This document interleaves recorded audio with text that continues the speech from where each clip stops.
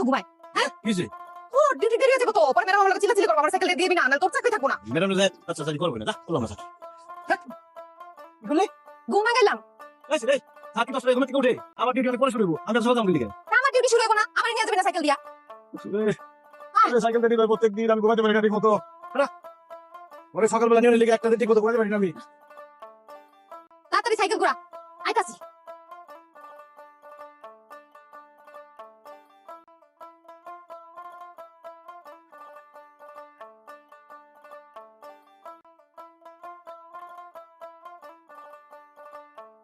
Sir গাড়িতে তেল দেওয়া দরকার ছিল স্যার তেল শেষ হয়ে গেছে তেল দেওয়া দরকার ছিল নীলা নীলা আরে তুমি এখন মোবাইল কি করছো তোমার এই সেলফি তো তোমার গোছানো শেষ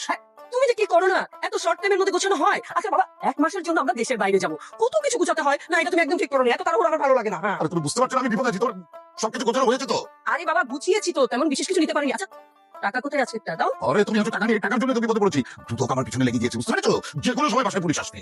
না খুব বোকা আরে পুলিশ আমাদের এই বাসাটা চিনবে কি করে আমরা তো এই বাসায় নতুন উঠেছি দুদকের কাছে আমার সব ইনফরমেশন আছে ওরা আমার ব্যাংক অ্যাকাউন্ট পর্যন্ত ফ্রিজ করে দিয়েছে এখন টাকা কোথায় টাকা লাগবে চিন্তা করো না আমি আমার ক্রেডিট কার্ড নিয়ে নিয়েছি আর ধরো বললাম না আমার ব্যাংক অ্যাকাউন্ট ফ্রিজ হয়ে গেছে ক্রেডিট কার্ডে কাজ হবে না ক্যাশ টাকা লাগবে ক্যাশ টাকা কোথায় মাত্র এই 200 টাকা বেঁচে পাচ্ছি এই 200 টাকা কোথেকে টাকা নিলাম আমার কাপড় চোপড় অর্নামেন্টস বললাম না আর শোনো না তুমি যে ক্যাশ টাকার কথা বলছো বড় এমন কোনো তো যে প্লাস্টার করা এখন তো হাতুড়ি দিয়ে সেটা ভাঙতে হবে আমি তো হবে না প্লাস্টারের ভেতর যেটা আছে ওটা নিরাপদ আছে আমার খোলা টাকা কোথায় আমি যে প্রতিদিন বাজারে ব্যাগ ভরে ভরে টাকা নিয়ে আসি টাকাগুলো কোথায় বোকা বোকা কথা বলো ওখানে তো মাত্র 1 কোটি থেকে 1.5 কোটি টাকা হবে তোমার সেটা কিন্তু তাড়াতাড়ি তাড়াতাড়ি এই ঘরে কিছু আছে তাড়াতাড়ি আনো তুমি টাকা তুমি তো অবসর করবে না আর তোমার অবসর সময় নেই এখন তুমি বুঝতে পারছো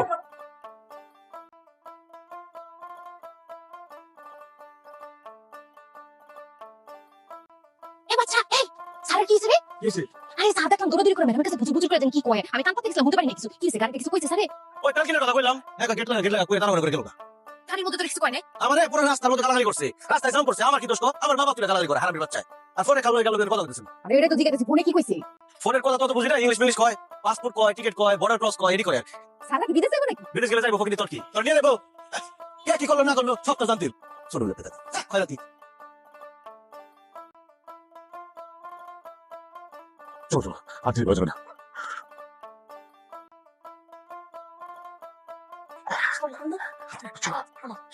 আরে তোমার শাড়ি রাখো জান বাঁচানো সেটা শাড়ি রাখো আচ্ছা ডাকে ডাকে হ্যাঁ আচ্ছা স্যার আসুন আমরা ওই 1 মাসের জন্য বাইরে যাচ্ছি হ্যাঁ তোদের ছুটি 1 মাস ধরে এখানে ডিউটি করতে হবে না তোর ছুটি কাটা এই যে এখানে তোদের দুজনের বেতন আছে 1 মাসের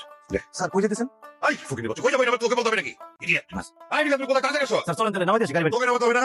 আমার গাড়ি নিচ্ছি না, আমি গাড়ি কল দিয়েছি ট্যাক্সি কল দিয়েছি যাতেন ব্যাগ নামাই কেন ব্রেক করতে বলছিস তোকে আগে গাড়ি কোথায় একদম না ম্যাডাম স্যার আরে চলবে না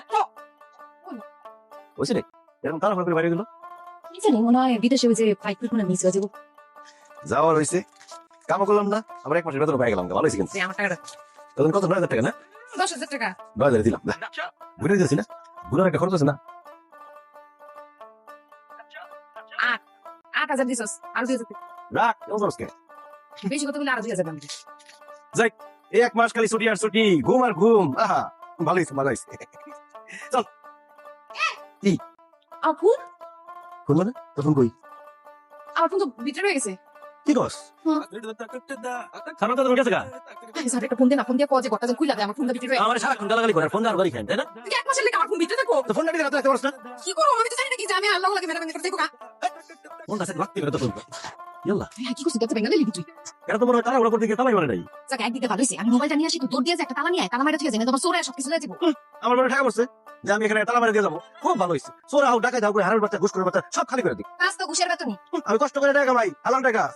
তোমার ফোনটা রান্না করে রাখছি অনেক একাদি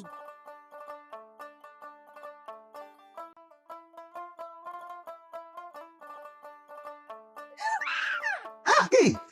ওরে এই বলি কি হয়েছে আই হাই রে এই আসলে কই বেসোস বলতে পারছি আমরা তো বন্ধ হয়ে গেছে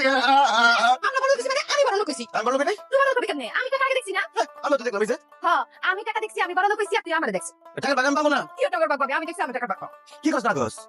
দেখ আমার যদি টাকা বাগ না দেস আমি কিন্তু স্যারের ফোন দিয়ে কই দেবো না না স্যারের ফোন দিয়ে কইছ না আচ্ছা ঠিক আছে বুঝছি ব্ল্যাকমেল করতাছস নে বিস্কুট খাইছে কি টেস্টি এটি আমি কি ভিক্ষুক আমার ভিক্ষা ব্যাস হাই জানো কষ্ট কেমন লাগে আচ্ছা বেশি কম দিয়া লইছি এ দর দুটা আর 5,000 টাকা আমি এখন স্যারের ফোন দেবো স্যার সব টাকা নিয়ে যাবো তোর একটা টাকা দোকান লাগতে পারবে আচ্ছা বুঝছি নে একটা বান্ডিল দিলাম জীবনটা এনজয় কর যা সেটাই তোর বান্ডিলে খাতা করি আমি গেলাম স্যারের ফোন দিতেছি আচ্ছা ঠিক আছে টাকার বাগ দিমো আমি দিমো বাজার মান দিমো 3 ভাগের 2 ভাগ দিয়ে দিমো না গাইছে আবার অর্ধেক দিল লাগবে যা খাইছো তোমরা পানি পাইছিস এই, একটা কথা কবি না এমন সময় আছে অর্ধেক ভাগ দেন আর কিন্তু আমি জানাই তুমি স্যারে দিবি আমি গেলাম আচ্ছা ঠিক আছে ঠিক আছে নে অর্ধেক হয়ে গেছে কাল আরে বড় লোক হয়ে গেছে কেন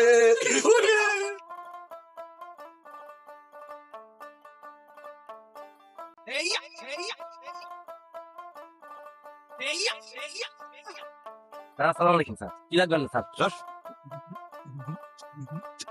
ওরে গরিবের বাচ্চা না কি তোর এমন কি লাই বাবুরে কাকে নতুন লিয়া জামা কাপড় প্যান্ট আবার সাদা নতুন গাড়ি কেমন দেখি ওর হ্যাঁ ফরেনার ম্যাডাম না কেমন দেখি তোর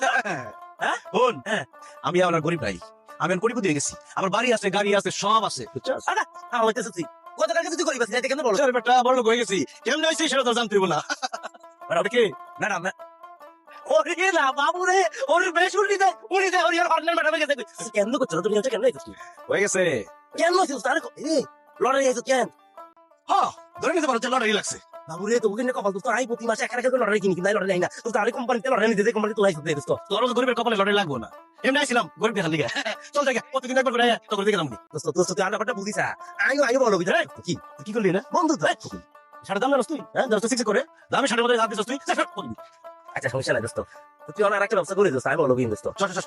না দেখি কাজের লোক লাগবো না তুই তো কাজে মেয়ে আছিস আবার কাজে মেয়ে আছি নাকি আমি এখন ম্যাডাম গেছি তুই কি করে ফকিনি করে দিতে বস কয়টা লয়ে যাই তাহলে তো পুরো ফিল পাম না কি বন্ধু তোরা দেখে আমার মায়া লাগতেছে বুঝছস এত গরিব তোরা আচ্ছা যাই হোক তুই তোর বড় করবি না তোর একটা চাকরি দিই ওরে থাকতে রে দোস্ত জামাই কি করছ তুই বন্ধু দামি শার্ট বলা মনে করে গেছিস শুন তুই আজকে আমার চাকর আর তোর বউ কই আচ্ছা তো তোর বড় লাগবে সাবালি এই নিয়ে যাও ওই গরিব আমার গাছটা সরি লাই চাও না কে এই দাঁত বন্ধ হইছে ওরে আল্লাহ গো আমি কি দেখতেছি কিরে সংসার ঠিক মতো চলে নাকি না খাই রেছস না সংসার চলে না একবার না খায় মরে যাই জানি ফকিনি গান শুরু করিস না দেখলে তো মনে হয় না ওর তোর জামাই তো অলরেডি চাকরি পাই গেছে আমার চাকর আর তুই আজকে থেকে করিস চাকর তখন দুজনের চাকরি ফাইনাল ও আল্লাহ গো আমি খুশি হয়ে গেছি খুশি হয়ে গেছি দোস্ত ঠিক আছে ধন্যবাদ দোস্ত শাসি লয়ে যাই রান্না করতে পারবো না ভালো আরে ফকিনি কিছু পারে আর পিঠা বানাই তো সাধারণ স্যার তুই রাখবেন গরম গরম তেলে কথা এটা ভালো আছে চাচি সার কো করে বাচ্চা আমি বাচ্চা সবাই পড়ে গেছে গাড়ি পিঠা কি নরম হয় নাকি শক্তি বানান না না না না ভাই বলো তোমার রান্না বান্না খুব একটা খারাপ না চলে এইসব বেচে কয় টাকা পাবো প্রত্যেকদিন কত আর পাবো 300 টাকা আমার গরিবি গান বলো তোমার একটা চাকরি দিচ্ছি তুমি আমাকে বাড়ির সাথ সব কি বাবুর্চি রান্না বান্না করবা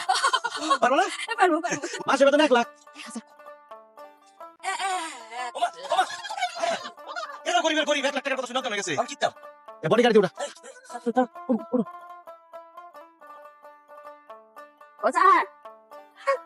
এটা কাউন্ট নেন তাড়াতাড়ি আহে আরে আরে ভাই বসেন তা ও স্যার আমি তাহলে এখন যাই কই দেখবে বুঝতে দে বসতে মানে ইয়ার বসতে তোমরা তো ওখানে নিয়েছি এত বড় বাড়ি এত খাওয়ান দাওয়ান বসতে কি বললা আমার নাতি আছে না আমার নাতি রেখে আমি কেমনে থাকুন ঠিক আছে সকালে আবার ব্রেকফাস্টের কাজ আছে আচ্ছা ব্রেকফাস্টে কি খাবেন ভাত না রুটি আমি গরিব রুটি ভাত খাবো আমরা জেলি দিয়ে ব্রেড খাবো ব্রেড তাহলে আর আমার তাড়াতাড়ি অনেক কি দরকার ব্রেড রুটি তো চেনাই আনন্দ যায় ঠিক আছে পরে যাও আচ্ছা ঠিক আছে ম্যাডাম আমি বাদ দিয়ে আরে হা তুমি দে ম্যাডাম আগে খাইবো আগে চা খাইবো আমার ম্যাডাম আগে বাকিব তোরা হা আগে চা খাইবো আরে ম্যাডাম খাইবো আগে চা খাইবো তুই বস নাই লেডিস ফার্স্ট ইতিহাস বলি যা রুটিন দিয়া তারে খাইবা তাহলে আমার ম্যাডাম আগে এই হা করতে বাদ দিতে মাংস দিকে নিয়ে ব্যাগ কিছু আসা রাখি এলো ভাই ফসল তো চাকরি নট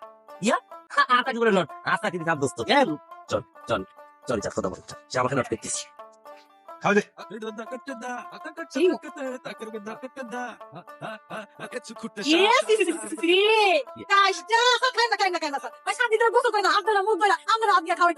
ম্যাডাম আমি আজকে আপনাদের চামচ দিয়ে খাও ওই English breakfast English lunch English dinner এটি খাওয়াই না আমি আপনাদের এমনি খাও দেখ আমি কেমন ম্যাডাম খাওয়াই কি রে ফসল চল চল তুই খাচ্ছ তোর জন্য নোংরা হাতে আমরা খাইতেছস তোর মতো লাইলো না কেন তার খাওয়ার কথা যা এই বেটি মানে আমার সাথে পলিটিক্স আমি পলিটিক্স শিখে চা ওই জিতি না টাকা লাগবে নাই আমি না পারলাম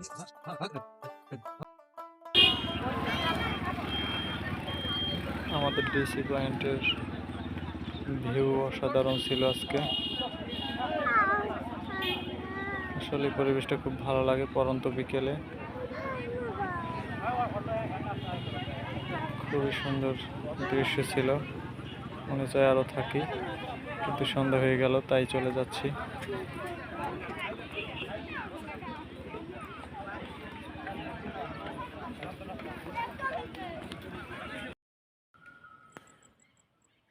এই পরিবেশটা যতই দেখি ততই ভালো লাগে। এই যে সাগর পার সাইডে এই যে সুন্দর গাছগুলো, রং ছমছমে পরিবেশ, আসলে জায়গাটা অসাধারণ। যদি এই জায়গাটা কেউ না আসেন তাহলে বুঝবেন না যে এই জায়গাটার মজাটা কি। নিরাপত্তা, নির্জন, বিচ পারে অনেক মানুষ এবং ঠান্ডা পরিবেশ, খুবই ভালো লাগে, দেখার মতো একটা জায়গা। আপনারা চাইলে চলে আসতে পারেন। এটা হলো বরিশাল বলগুড়া তালতলিতে। শুভ সন্ধ্যা সমুদ্র সৈকতে।